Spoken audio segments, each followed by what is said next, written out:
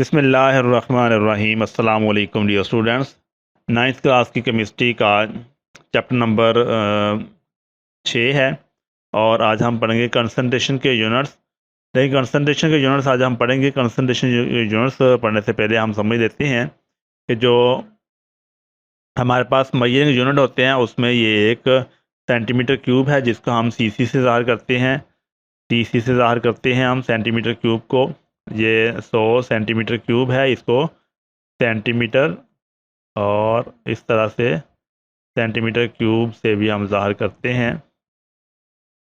Centimetre cube ये हम volume को मालूम करते हैं सेंटीमीटर क्यूब को, यानी जो लिक्विड हमारे पास होते हैं उसको हम सेंटीमीटर क्यूब में नापते हैं। यानी जो लिक्विड होते हैं, जो हमारे पास मायात होते हैं, उनको सेंटीमीटर क्यूब के अंदर मापते हैं। ये मापने के जो आलात हैं वो हैं सेंटीमीटर क्यूब, यानी जो लिक्विड होता है उसको सेंटीमीटर क्यूब में मापते हैं, और जो सॉलिड होते हैं उनको हम, ये बैलेंस है हमारे पास, इसके हम ग्राम्स के अंदर इसको मापते हैं।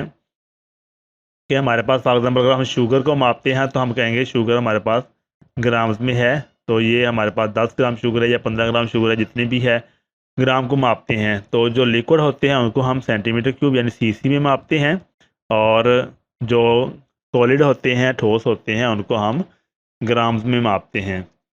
तो कंसंट्रेशन के यूनिट्स हमने आज पढ़ने हैं। हमारा टॉपिक आज कंसंट्रेशन के यूनिट्स के बारे में है। कंसंट्रेशन ये क्या होती है? कंसंट्रेशन हम कहते हैं कि अगर हमारे पास वाटर है, वाटर के अंदर हमने 10 ग्राम शुगर डाली है तो ये एक सोल्यूशन बन जाता है।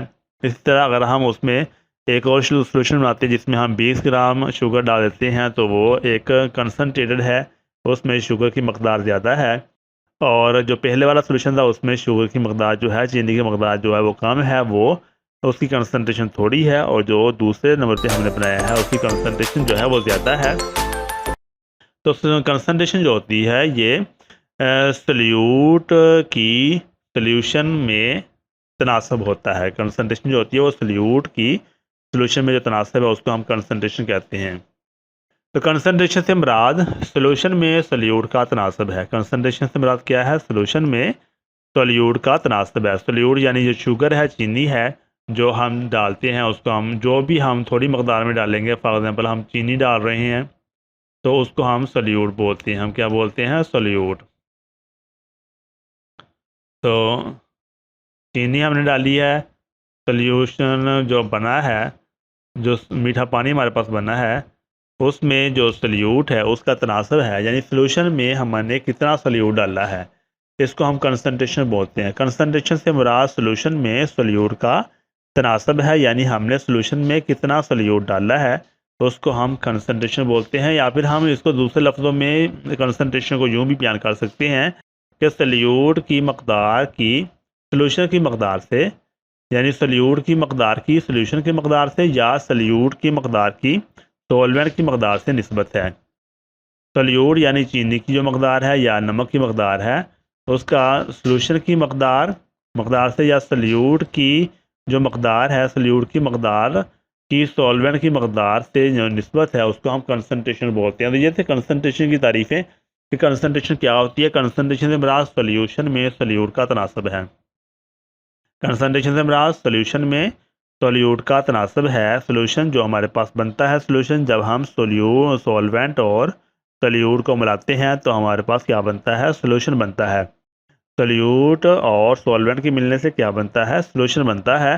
तो जो सॉल्यूशन है उसमें हमने कितना सॉल्यूट डाला है, जो सॉल्यूशन हमारे पास बना है उसमें हमने कितना सॉल्यूट डाला है, तो सॉल्यूशन में सॉल्यूट का तनासब, सॉल्यूशन में सॉल्यूट का जो तनासब है उसको हम क्या कहते हैं? कंसंट्रेशन कहते हैं। सॉल्यूशन में सॉल्यूट के तनासब को कंसंट्रेशन कहते हैं। दूसरे लफ्ज़ों में हम यूँ भी कह सकते हैं कि सॉल्यूट की मकदार की सॉल्यूशन की मकदार से निस्बत, यानी सॉल्यूट की मकदार की सॉल्यूशन की मकदार से निस्बत, या फिर सॉल्यूट की मकदार की सॉल्वेंट की मकदार से निस्बत को भी हम कंसंट्रेशन कहते हैं।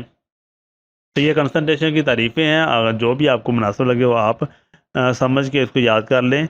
बहुत ही आसान सी ये 3 तारीफ़ें लिखी हुई हैं हमने। कंसंट्रेशन से मुराद सोल्यूशन में सल्यूट का तनासब है, या फिर सल्यूट की मकदार की सोल्यूशन की मकदार से निस्बत, या फिर सल्यूट की मकदार की सॉल्वेंट की मकदार से निस्बत को हम कंसंट्रेशन कहते हैं।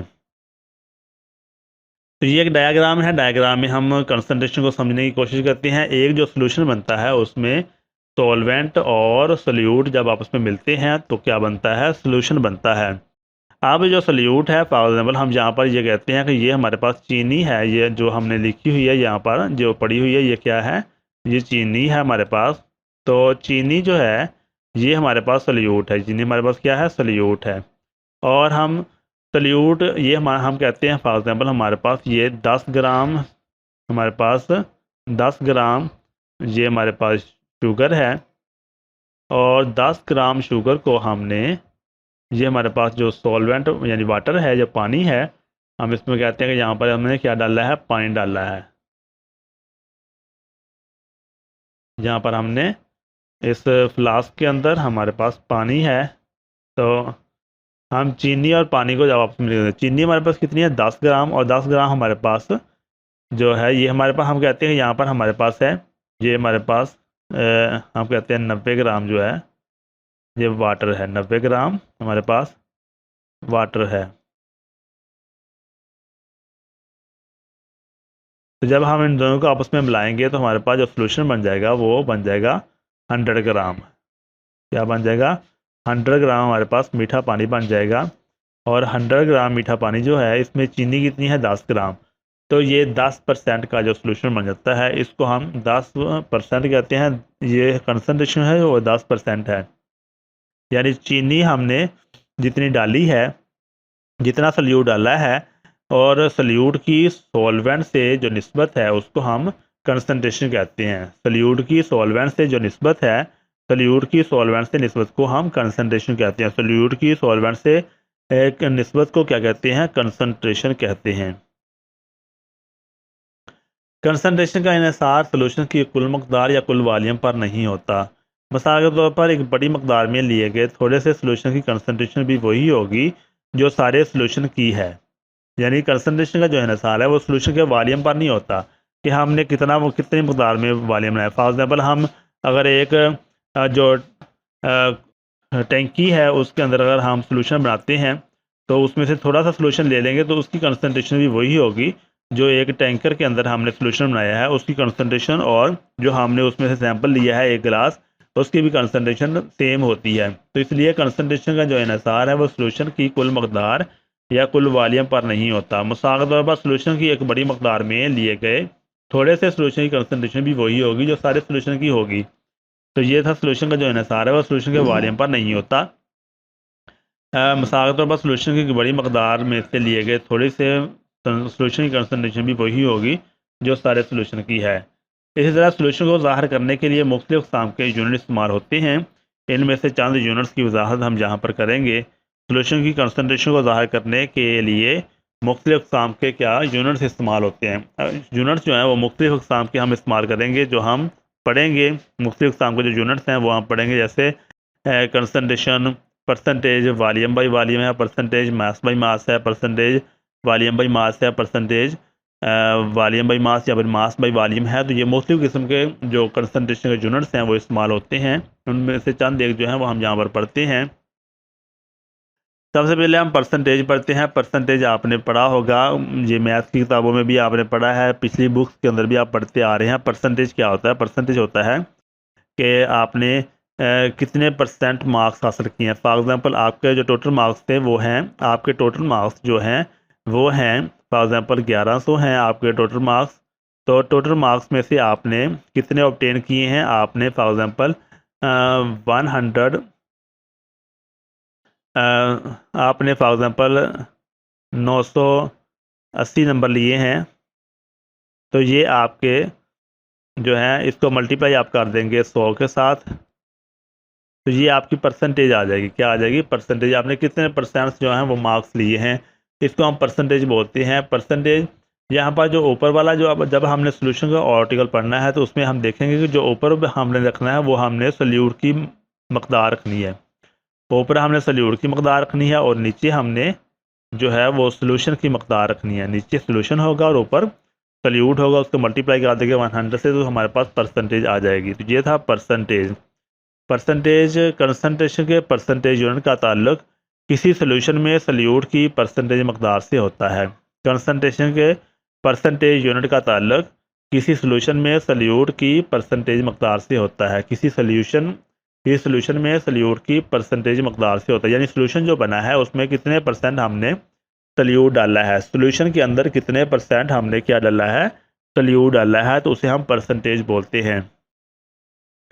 सल्यूट की ये परसेंटेज सल्यूट के मास या इसके वॉल्यूम में ज़ाहिर की जा सकती है। सल्यूट की ये परसेंटेज सल्यूट के मास या फिर सल्यूट के वॉल्यूम में ज़ाहिर की जा सकती है। हम देखें किस किस्म का सल्यूट है। अगर तो सॉलिड होगा तो उसको हम मास में ज़ाहिर करेंगे यानी ग्राम्स में ज़ाहिर करेंगे। अगर वो लिक्विड है तो वॉल्यूम में यानी सेंटीमीटर क्यूब में ज़ाहिर करेंगे। इस लिहाज से किसी सोल्यूशन की परसेंटेज कंपोजिशन ज़ाहिर करने के 4 मुख्तलिफ तरीके हैं। तो 4 जो तरीके हैं वो हम यहाँ पर पढ़ते हैं। पहला जो हमारे पास तरीका है percentage mass by mass. Percentage mass by mass, इसको हम यूँ भी लिख सकते हैं परसेंटेज मास बाई मास।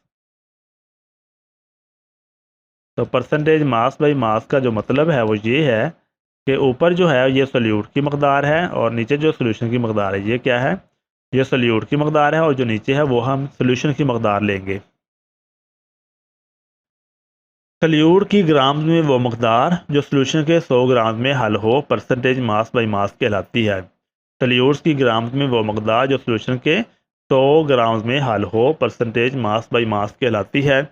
यानी सल्यूट की जो ग्राम हमने जो मास बाई मास का मतलब है कि इस मास को हमने सल्यूट की मकदार लेनी है। ये हमारे पास सल्यूट की मकदार है।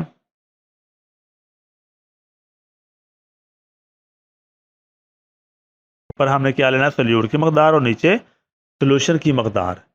तो परसेंटेज मास बाई मास का मतलब है कि सल्यूट्स की ग्राम में वो मकदार जो सोल्यूशन के 100 ग्राम में हल हो परसेंटेज मास बाई मास कहलाती है। मिसाल के तौर पर 10% mass by mass sugar solution का मतलब है कि 10 ग्राम शुगर 90 ग्राम पानी में हल करके 100 ग्राम सोल्यूशन बनाया गया है। 10% mass by mass sugar solution का मतलब है कि 10 ग्राम शुगर 90 ग्राम पानी में हल करके 90 ग्राम पानी में हल करके 100 ग्राम सोल्यूशन बनाया गया है। इस निस्बत की कैलकुलेशन जो है वो जज़ैल फार्मूले से हम कर सकते हैं।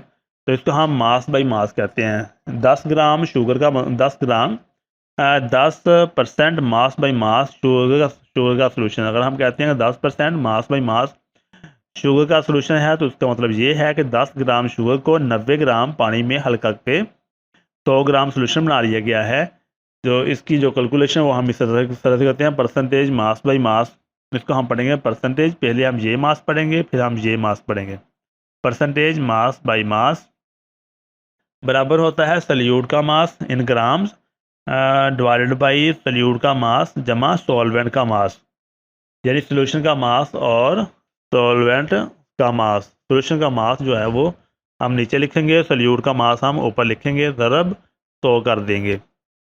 या फिर हम इसको यूँ भी लिख सकते हैं सल्यूट का मास डिवाइड बाई सोल्यूशन का मास मल्टीप्लाई 100। तो ये परसेंटेज मास बाई मास मालूम करने का फार्मूला है। सल्यूट का मास ग्राम में और सोल्यूशन का मास ग्राम में मल्टीप्लाई 100। दूसरा है percentage mass by volume. Percentage पहले हम ये मास पढ़ेंगे, mass by volume. Percentage mass by volume, इसको परसेंटेज मास बाई वॉल्यूम पढ़ते हैं। Percentage mass by volume. Solute की ग्राम्स में वो मकदार जो 100 सेंटीमीटर क्यूब सोल्यूशन में हल हो परसेंटेज मास बाई वॉल्यूम कहलाती है। यानी सल्यूट की ये मास है तो मास को हम ग्राम में ज़ाहिर करते हैं। जो मास होता है उसको हमने ग्राम्स में ज़ाहिर करना है। ये वाला जो मास है इसको हम किस में ज़ाहिर करेंगे, इसको हम ग्राम्स में ज़ाहिर करेंगे। जो वॉल्यूम होता है वो सेंटीमीटर क्यूब में ज़ाहिर किया जाता है। ये वॉल्यूम जो है ये सेंटीमीटर क्यूब में ज़ाहिर किया जाता है। तो ऊपर सल्यूट का मास होता है, सल्यूट की ग्राम्स में वो मकदार ऊपर है, सल्यूट की ग्राम्स में वो मकदार जो 100 सेंटीमीटर क्यूब सोल्यूशन में हल हो, जो 100 सेंटीमीटर की सोल्यूशन में क्या हो, हल हो, परसेंटेज मास बाई वॉल्यूम कहलाती है। तो इसको क्या पढ़ेंगे, परसेंटेज मास बाई वॉल्यूम कहलाती है। मसलन 10% मास बाई वॉल्यूम शुगर के सोल्यूशन का मतलब है कि 10 ग्राम शुगर को पानी में हल करके 100 सेंटीमीटर क्यूब सोल्यूशन बनाया गया है।